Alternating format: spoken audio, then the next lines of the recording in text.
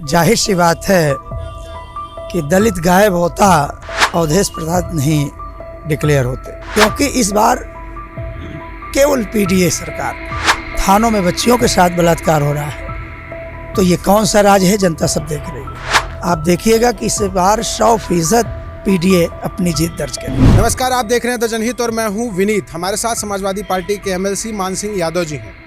जो पहली लिस्ट प्रत्याशियों की लोकसभा चुनाव के लिए समाजवादी पार्टी की आई है, उस पर तमाम सवाल खड़े हो रहे हैं। जो पहली लिस्ट आई 16 लोगों की, क्या उसमें पीडीए का फॉर्मूला लागू हो रहा है? कुछ लोग कह रहे हैं कि पीडीए कहा जा रहा है दलित गायब है। देखिए, जाहिर सी बात है कि दलित गायब होता तो निश्चित तौर पर फैजाबाद की सीट हमारे मंत्री रहे अवधेश प्रसाद नहीं डिक्लेयर होते।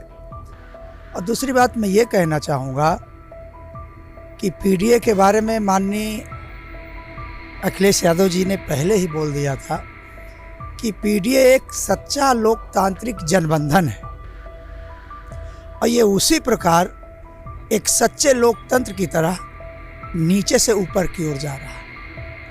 तो अब ये कहना कि पीडीए का पालन नहीं हो, ये तो उनकी एक खीज है, झुंझलाहट है, क्योंकि इस बार केवल पीडीए सरकार, निश्चित तौर पर अभी केवल 16 सीटों का वो आया है।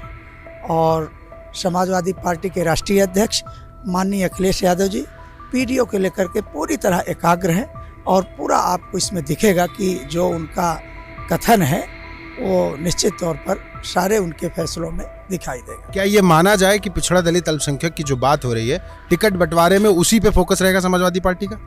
देखिए, अगर उस पे फोकस नहीं होता तो ये पीडीए जो चौपाल लग रही है, मुझे लगता है एक बहुत बड़ा ये मैसेज है। समाजवादी पार्टी के राष्ट्रीय अध्यक्ष माननीय अखिलेश यादव जी पूरी तरह से पीडीए पर केंद्रित है और उसी थीम पर पार्टी अपना काम आगे कर रही है। अच्छा, एक बड़ा सवाल ये खड़ा हो रहा है, कई बार अखिलेश यादव जी बार बार बोल जाते हैं ए फॉर अगड़ा।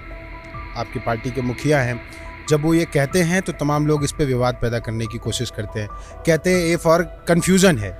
और क्या जो आप लोग चौपाल कर रहे हैं उसके जरिए ये मैसेज क्लियर जा रहा है? ये मतलब क्या होता है? देखिए, जो पीडीए लॉन्च किया गया है, प्रपत्र जो हम लोग बांट रहे हैं, मुझे लगता है सारा कन्फ्यूजन उसमें दूर हो गया है।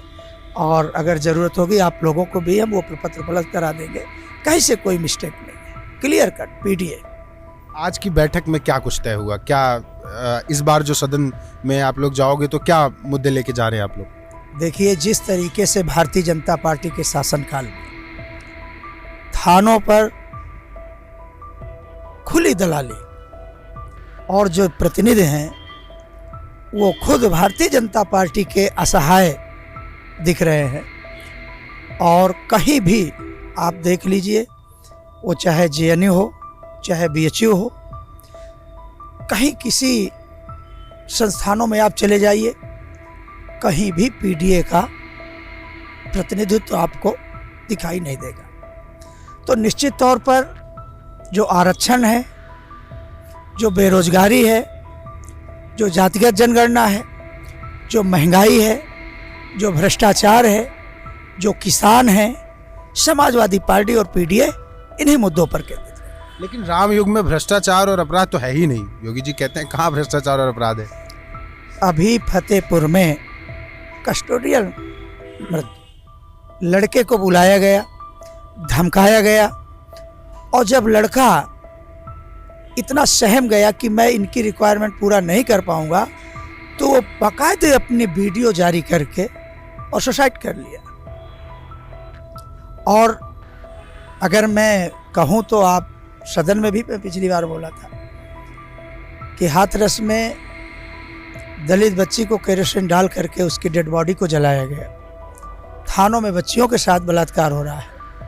तो ये कौन सा राज है, जनता सब देख रही है। अच्छा, दिल्ली में एक बड़ा प्रदर्शन चल रहा है, चुनाव आयोग की तरफ लोग कूच कर चुके हैं, कह रहे हैं कि ईवीएम को बैन करो।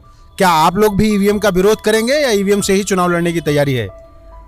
देखिए, उसके बारे में समाजवादी पार्टी के राष्ट्रीय अध्यक्ष माननीय अखिलेश यादव जी कई बार बोल चुके हैं और उसमें वो निर्णय समाजवादी पार्टी का ही है। वो तो बार बार कह रहे हैं कि ईवीएम से ये लोग चुनाव जीत रहे हैं, तो फिर क्या आपकी सारी मेहनत बर्बाद चली जाएगी? ईवीएम से ये लोग हैक करेंगे और चुनाव जीत लेंगे?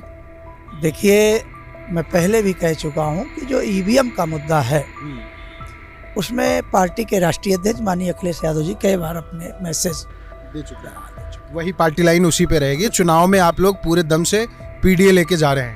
पीडीए ही हमारा वोट आएगा पीडीए के नाम? 100%। आप देखिएगा कि इस बार 100% पीडीए अपनी जीत दर्ज करेगी। अच्छा, आपके जो 100 वोटर नाराज हो रहे हैं उनका क्या?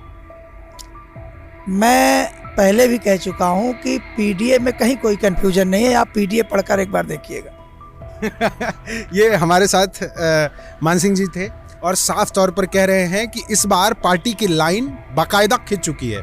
हम जो पर्चे बांट रहे हैं, जो चुनाव प्रचार कर रहे हैं, जो चौपाल लगा रहे हैं, उसमें साफ तौर पर मैसेज दिया जा रहा है कि पीडीए की बात क्लियर है, उसमें कोई कंफ्यूजन नहीं है। जो कुछ भी मेन स्ट्रीम मीडिया में बार बार चलाया जा रहा है, जो कुछ दिखाया जा रहा है, उसकी हकीकत ये है कि लगातार पार्टी लाइन से जो बयान आ रहे हैं उस पर ये लोग स्टिक रहेंगे, उनके जाल में नहीं फंसने वाले हैं। और साफ तौर पर कह रहे हैं कि पहली लिस्ट में भी हमने पीडीए का फॉर्मूला लागू किया है और आगे की लिस्ट में भी इस लोकसभा चुनाव में बाकायदा आपको पीडीए का फॉर्मूला दिखेगा और इससे ये जीत हासिल करने का दावा कर रहे हैं। बाकी बने रहे हमारे साथ, चैनल को सब्सक्राइब जरूर करिएगा क्योंकि आप ही हमारी ताकत हैं। धन्यवाद।